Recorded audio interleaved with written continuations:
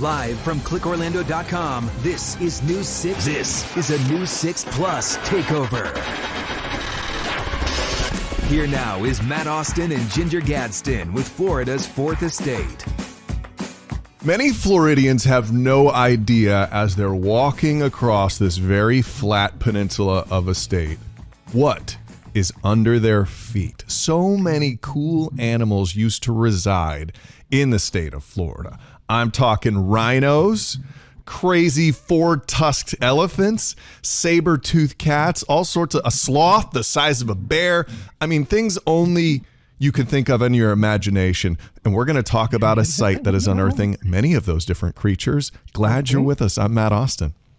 And I'm Ginger Gadsden. I tell you, for this edition of Florida's Fourth Estate, we're going to time travel just a bit, but we don't even have to mess with the space-time continuum to do that. We're going back like about 5.5 million years. And, you know, we won't be your official tour guides for that trip. So we found the perfect person to guide us through all those things you just talked about, Matt, because I'm fascinated that Florida was once home to all of these ginormous, and that is an official term, ginormous creatures. It's very We're scientific. talking to Dr. Jonathan Bloch. He's a paleontologist, but we like to call him a fossil expert because he knows so much about the site that we're talking about today and all those animals that are being found in the state of Florida. Dr. Bloch, thank you so much for joining us on Florida's Fourth Estate. So glad you're with us. Oh, it's my pleasure. So glad to be here. I can't wait to talk about all the fossils we've been finding. I know. So so tell us how this site, Matt talked about these animals that we're finding now, these fossils that we're finding now. The one that I am most fascinated by is an elephant. It's a relative of the elephant that had 4 tusks, right? Yep. That thing is called a gomphothere or something like that. Tell us a little bit about that. Well, it's an incredible thing to think about. So today, there are not that many species of elephants on the planet. You've got to go to Africa or India, and you can see a couple of examples of what elephants look like. But in the past, even going back just a few million years, in this case, 5 to 6 million years, there were many more species of elephant-like animals walking around on the planet, even right here in Florida. And Levy County is one of the great places in the world to come look at fossils of elephants, for a lot of their history in North America. So you wouldn't know that. Many people who I've talked to who live in Levy County don't know that, but it's true. Some of the best collections of fossil elephants from this interval of time, spanning the last, say, 15 or 20 million years, some of the best ones that we have are from Levy County. So this animal that we've been uncovering there, which is a gomphothere, is not like modern elephants in the sense that they have 4 prominent tusks rather than just 2 prominent upper tusks. There are 4 of them. And so if you were watching these things walk across the landscape around Levy County 5 to 6 million years ago, you would quickly recognize that it was an elephant, but then you might get interested in them because you'd realize they have too many tusks. And then if you took a closer look at it, you'd realize that the tusks are kind of beautiful. They actually have a strip of what we call enamel running down the side of the tusk, which is quite different from modern elephants today, which just have dentine, which is the softer material underneath the enamel. But these animals had enamel like we have our own teeth. And it actually creates a strip of enamel that runs down the length of the tusk and actually spirals in this animal down that whole length of the tusk. And this animal is called Rhynchotherium. So anyway, it's a very exciting and interesting animal. What's extraordinary about Montbrook also is that we have a lot of very small ones of these gomphotheres, so little babies all the way up to, say, teenagers. That's sort of the largest sample of them. What's been really exciting is it's much rarer to find adults. And over the last year, we've uncovered an articulated skeleton of a bull gomphotheres. It was an adult, and it's the first of its kind. It's really a once-in-a-lifetime discovery for us. So this has been an incredible opportunity to look at what they look like as adults. And these are sort of iconic animals for this time period, 5 to 6 million years ago. Okay. Before we dig into, because you're talking a lot about the gomphothere, and I could talk to you for an hour just about that thing, because I don't understand how 4 tusks fit in one mouth. we'll get back to that because I want to talk about the area you're in. You said it's kind of in the area of Williston. We're not going to give any exact locations because, people are weird out there and might try to do something. So it's kind of north central Florida, we'll say. And why were all of these creatures? Because you found this amazing discovery, the Gomphotheria. You've also found saber-toothed cats in this area, rhinos, which before this I never knew existed in Florida. Why was everything in this particular location? Yeah, and you could just go on. It's not just, there are rhinos, there are llamas, there are these strange extinct dog-like animals that behave kind of like hyenas, bone-crushing animals. What's really interesting about it is that, so when it was first found, when the site was first found, it was actually found by a 5-year-old girl. And she was walking on this property up around Williston, and she was there with her family, and they were looking for arrowheads, taking a walk. And this 5-year-old found a handful of bones in the site, and that's how it was discovered. And that's when they contacted us about 7 years ago. And we very quickly, once we went out there and started digging, we started finding fossils and started looking at the geology of the site and realized that this was an ancient river.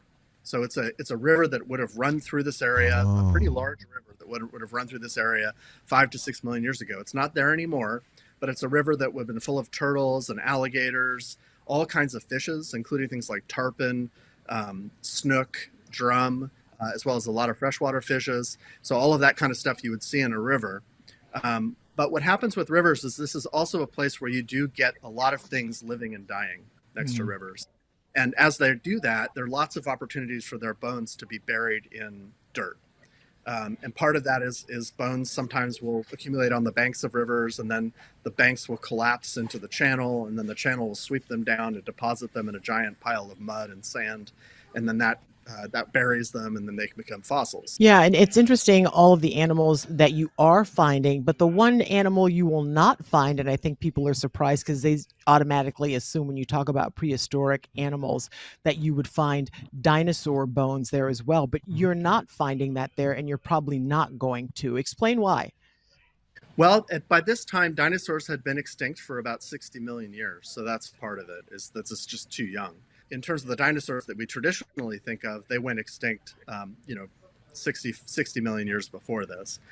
But in fact, if you're looking for dinosaurs in the state of Florida, you're not going to be very successful anyway, no matter how hard you look. And the reason for that is because during that time, Florida was covered by an ocean. So during the time when dinosaurs were walking around on land a little bit further north, they would have had to swim out above Florida to have their bones deposited. So you're telling me a T-Rex would not have been a strong swimmer? Yeah, I Small arms. T-Rex. Maybe if it died on the shore and floated out into the ocean. I don't like our odds on that one, Ginger. I don't think that's going to happen. We may not find a T-Rex in Florida, but we are figuring out a lot more about these ancient bones. And what happens if you find something like this That is a rhinoceros jaw. on your property? Stay with us as we take a walk back in time. Welcome back to Florida's Fourth Estate. We are sitting down with the local expert behind a once-in-a-lifetime find. We're talking about a gold mine of fossils right here in Florida. That is a rhinoceros jaw.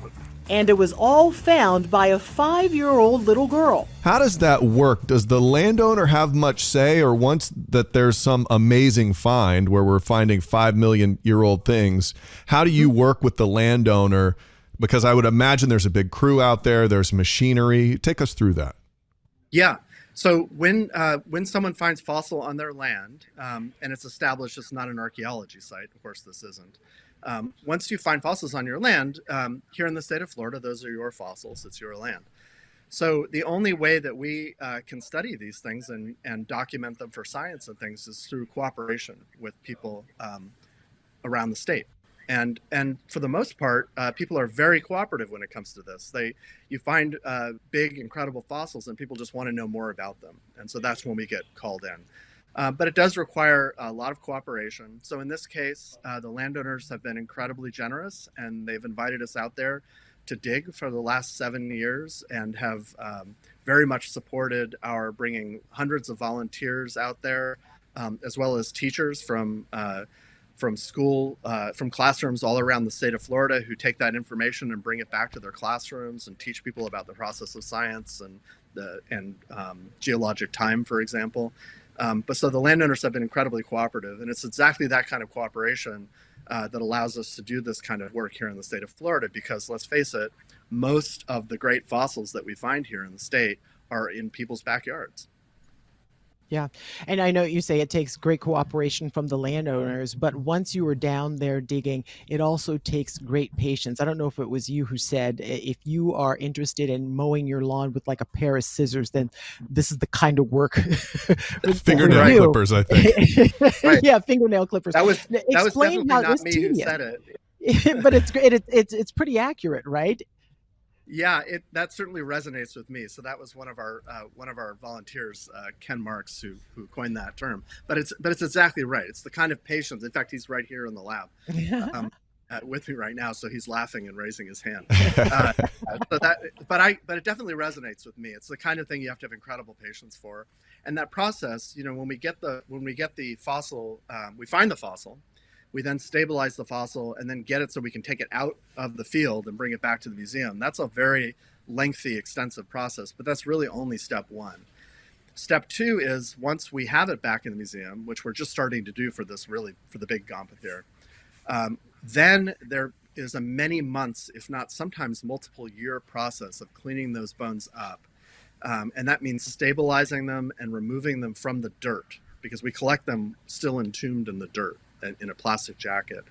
And so that process is very meticulous. And in some cases, the way it's approached is just taking a small paintbrush, dipping it in water, and very slowly just moving the dirt off the bones, and then gluing it and moving the dirt. And so it's extremely time-consuming process that some people love. They find it very, almost like a meditation. For me, I'm a little bit more impatient when it comes to that kind of thing. So I'm happy that we have a lot of volunteers who are willing to help with that. That sounds like hell on earth for me. I do not have the kind of patience. Well. Yeah. Yeah, patience is a virtue that I was not blessed with, but I am thankful. I'm surrounded in this room by people who are doing all of that, so they're laughing a lot right now. I would imagine so. We want to see the people and the things that you're surrounded with in your lab right now, because that is also fascinating. Yeah, well, there's so Ken, you want to raise there's the Hi, author Ken. of clipping. So let's just go see what Ken's preparing right now. Like the humor. This may look like a turkey leg bone. Oh, hold on. Move around here. That may look like a turkey leg bone that I'm holding right here, but that's actually the leg bone from a very tiny three-toed horse. From a tiny three-toed horse? Are you messing with us right now? No, I am. I'll mess with you later. No, this is a three-toed horse. Wow. Oh my gosh. That's amazing. Came in a very, very small plaster jacket that Jonathan made out of the site. This was then, the remaining sand was removed from that. It was glued up because you probably can't see close enough, but this bone is just fractured into hundreds and hundreds of little pieces. Wow. How tall was this horse when it was around? Dog size. It was a hobbit horse. It was very much not a hobby horse, but a hobbit horse. So are you very patient? Is that you're one of these, you like to do like sort of very detailed tasks over and over again? Yeah, I always tell people you don't have to be OCD, but it does help. I bet it does. Working with tiny little paint brushes, working with dental picks. It's really fun. I spent about 2 months cleaning the teeth of a 5 million year old rhinoceros with dental tools. The plaque. Oh my goodness. A retired dentist working here, so he's got advanced knowledge of dental tools. Oh, I bet he's in heaven. What's your favorite find that you've gotten to work on so far? Actually, one of my favorite finds is just in the back of my shoulder over here. It's in a 5.5 million year old rhinoceros jaw. Can you bring that? I can bring that out here, yeah. A little bit easier to see than the turkey leg bone. I feel like we're at Disney World right now. This is wow. Okay. That is a rhinoceros jaw. Can I just say to you, if I were walking and I tripped on that, I'm just thinking I would think it was a log. Yes, look at that. Not with teeth like that. Yeah, that's true. That's true. But that still, is incredible. Oh my gosh, that's amazing. And that was found at that same site And as a retired computer programmer with no paleontological experience other than what I've gained here, it's great that they actually allow us to work on really cool fossils. That is. So you're a volunteer. You volunteer for this? My wife and I actually moved up from Boca Raton to Gainesville about 3 years ago with the express reason so that we can actually volunteer more with the museum. Wow. That is How so lucky cool. are we? Yeah. Oh, man. Awesome. Thank you so much for doing that. And thank you for showing us your work. We appreciate it. John, what else you got going on in this place? Let me see if I could. We have actually a skull of a Gomphothere over here. This is a younger one than the one that we're excavating out. It's probably about maybe 1/3 of the size of the one we just took out. If I move that, you can probably see it all right. Okay. We appreciate you doing camera work and the interview. Yeah. You're there's you're a excellent. it's upside down and on its side. You can see a tusk going out. Let's see. Can you point to the tusk? There's the tusk coming out right there. Oh my goodness, my computer's. There we go. Oh, okay. I see it. Oh, yeah. Mm-hmm. All right, and you point to the molars. The molars are kind of sticking up there. Oh, yeah. Okay. Very Right. cool. So it's an upside down Gomphothere skull. And if we keep walking this way. So when you say there are 4 tusks, are there 2 on top and 2 on the bottom, or 4 coming from the top? Yeah. The issue is that they have tusks in their lower jaws as well as the upper jaws. Gotcha. Oh, So 2 on the bottom and 2 on the top. These are some of my favorite things from Montbrook, and mainly because just look how cool it looks. But let me see if we can get oh it. All my right. gosh, that's amazing. So there's an articulated skeleton of an alligator that would have lived in an ancient river deposit. It's a new species of alligator. And you can see it's beautifully preserved. It's very rare to get them. So you can see the vertebral column goes all the way down there. And these are really interesting alligators because it's an entirely new species. So it's a new species, one that we have never seen before in the fossil record. And the best part about it is we get to describe it, give it a new name. But it's also based on lots and lots of really incredible specimens. So many times when we name new species, it's based on pretty fragmentary stuff. So to have things that are all together like that with all the bones is pretty rare. This has been so cool. What got you into this? Like, what was it? What was the moment? Were you a kid? Were you becoming an adult? What got you into this? Because I can feel your passion about it. Because it's spreading to me. I'm like ready to go in my backyard and dig for stuff right now. I think it was, it's hard to put exactly a time on it. I think I've always been interested in history and old stuff and natural history specifically. But I think what did it for me was when I was just finishing high school, I volunteered at the La Brea Tar Pits, which at that time was my backyard in Los Angeles. And when I was there, I was able to work in the preparation lab there, helping to glue together specimens that come out of the tar, and including a saber-toothed cat. And when I was done with that, I realized that I might actually be really interested in this stuff. So that ultimately led me to pursue that when I got to college and then into graduate school, for example. Wow, we're so glad that you did. Now, as far as the site we're talking about now, you guys are kind of closing up shop because we're getting into spring and the rainy season, but then you'll pick it back up again when? Yeah, so here in Florida, it's a fabulous place to collect fossils, in part just because the climate is so, we can collect fossils here in the winter when there's snow on the ground, most other places. So that's great. We collect pretty extensively in the fall and the spring, but by the time summer rolls around, we're going to get a rainstorm every afternoon. The water table starts coming up. It's hot and wet, and so we close the site down during the summer. Once things cool down and the water levels drop, we'll start again in the fall, probably in September or October, and then keep digging through the year as long as we can. Wow. And people can come and volunteer, just like the volunteers that is it a hard process to become a volunteer? Do you have to know anything? No. How does that work? No, pretty much everybody, with some exceptions, a lot of the people that come out to dig with us have never dug before. So they come out, we show them how to dig, and then they dig with us. But a remarkable number of people that come out end up digging tens, if not hundreds of hours with us. And they just keep coming back because they love it so much. It's just a matter of becoming a volunteer for the Florida Museum of Natural History, which is filling out a piece of paper, and away you go. Wow, Easy we could love peasy. it so much we could even move closer to the site. Like, Yeah. get over there. From Boca. I'm going to leave nice Boca and head up to Gainesville so I can dig. That is an amazing That's love. story. That's love. Dr. Jonathan Bloch, UF paleontology professor, he's out in it, making discoveries, naming alligators. Thank you so much for taking the time to talk to us here on Florida's Fourth Estate. You are a fascinating dude. We can It's dig my it. pleasure. Thank you. Thank you. We for can having me. dig it. Oh, we can't end the show like that. Ginger, way to ruin it. All right. Thanks, Doc. We appreciate you. All right. Thanks so much. Bye-bye. And thank you for watching Florida's Fourth Estate. You can download it from wherever you listen to podcasts or watch anytime on News 6 Plus.